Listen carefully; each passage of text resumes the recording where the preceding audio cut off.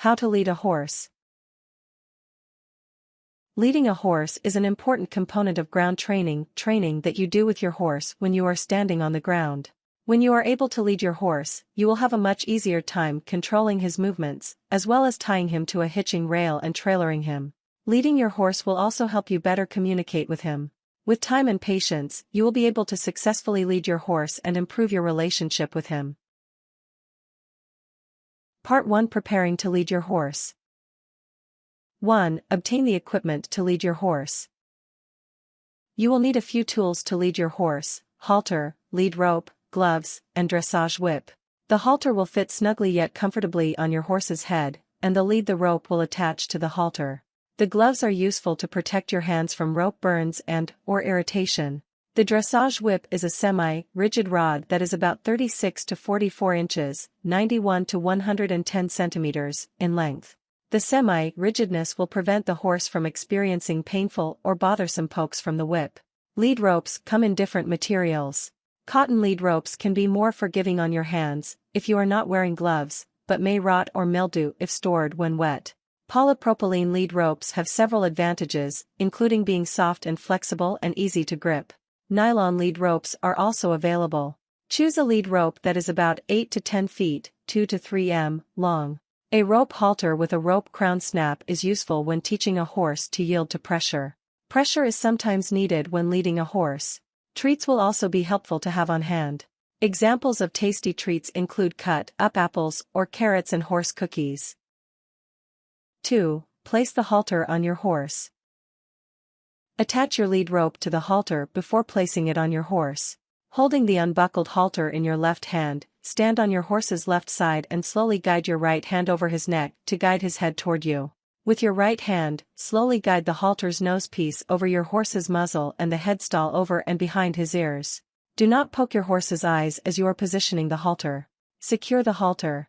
Keep in mind that halters have different ways of being secured, example, buckles, snaps, clips. Talk to your horse in a reassuring voice as you are placing the halter on him. Having the lead rope already attached will give you some control if your horse tries to pull away as you put the halter on. 3. Check the fit of the halter. A halter that does not fit properly will create challenges when leading a horse.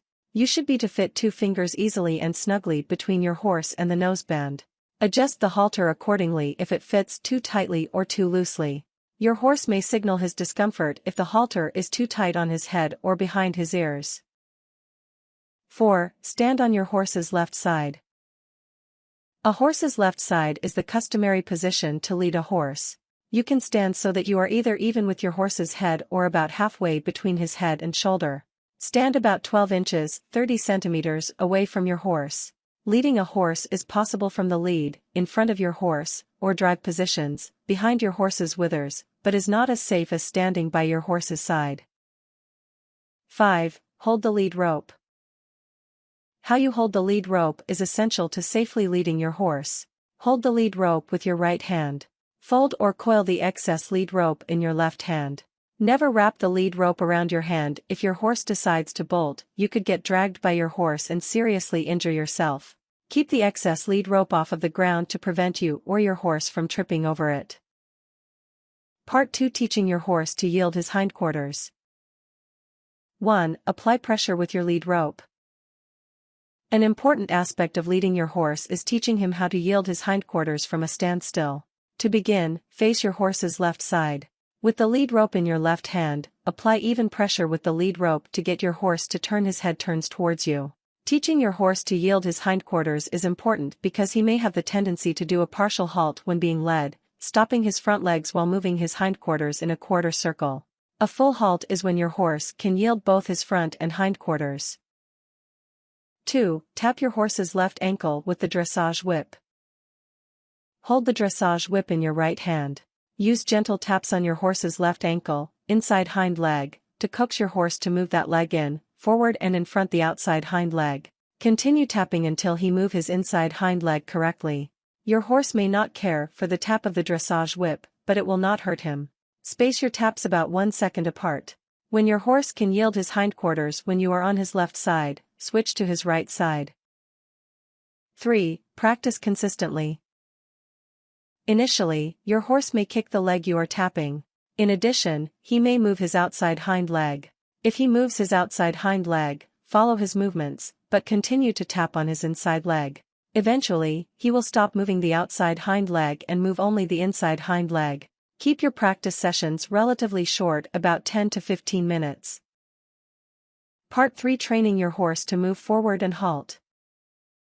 1. Give your horse a verbal cue to move forward. Position yourself as when you taught him to yield his hindquarters, facing his left side with the lead rope in your left hand and the dressage whip in your right hand. As you take your first step forward, give your horse a verbal cue, example, a soft clucking or kissing noise. Although you will be moving forward, you will need to face him to closely watch his forward movements. Pick a spot about 10 feet, 3 meters, in front of you before starting your forward movement. 2. Tap your horse's hips. Start tapping your horse's hip with the whip after you give the verbal cue, but before your foot hits the ground. The timing of when you start tapping is important so that your horse learns to associate the verbal cue with forward movement. Space the taps about 1 second apart. Continue tapping until your horse moves forward. If he moves in any direction other than forward, follow his movements and continue tapping. Make sure not to apply any additional pressure to his halter or lead rope if he moves in the wrong direction. Stop the tapping immediately when he begins to step forward. 3. Say whoa. This verbal cue indicates to your horse that he has walked forward to the correct location. He may not understand this cue initially, and may even continue walking past the desired location. If he does this, say whoa again and apply backward pressure to his lead rope to encourage him to walk backward to the right spot. It is important for you to stop tapping when he reaches the correct spot. In time, he should be able to stop according to your verbal whoa, rather than when you stop tapping. Part 4: Leading your horse through various openings. 1. Lead your horse through a narrow opening. Narrow openings, such as a stall door, can be dangerous to move through with your horse. He may be reluctant to move forward because the inside of the area looks different from the outside. This reluctance may lead to bolting or extreme resistance, both of which could injure you. To safely lead your horse through a narrow opening, it is advisable for you to walk through the opening first, then let your horse walk through when he is calm. Make sure to quickly move to the side of the opening after you move through and before you cue your horse to move forward. This will prevent your horse from crowding you as he walks through the opening.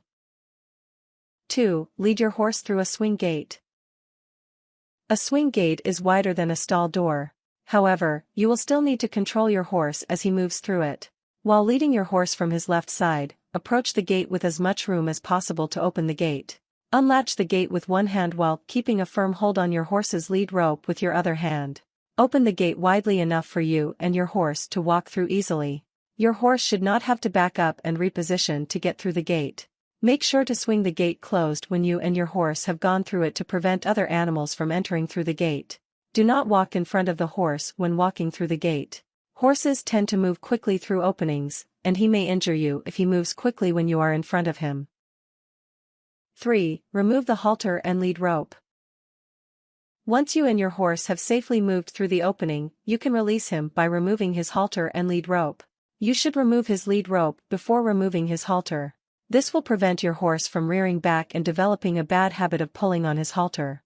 Before removing the halter and lead rope, turn your horse so that he is facing you and the opening. Although this may be easier said than done, do not let your horse bolt after being released. You may want to consult with your veterinarian or equine behaviorist for tips on how to keep your horse from bolting. Tips. The purpose of the lead rope is to communicate the speed and direction in which you want your horse to move. Use positive reinforcement, example, treats, verbal praise, to reward your horse throughout the training process. Keep in mind that the release of pressure and ceasing of tapping are also rewards. Be patient with your horse. It will take time for your horse to understand how to respond correctly to pressure and your verbal cues. Pull backward on the lead rope if your horse starts to rear when you are leading him. Always remain aware of your surroundings and your horse's body language. You want to be able to move quickly to safety if your horse starts to demonstrate aggressive behavior. If it is your first time leading, have someone come with you. If your horse is mischievous, maybe try a calmer pony. Warnings.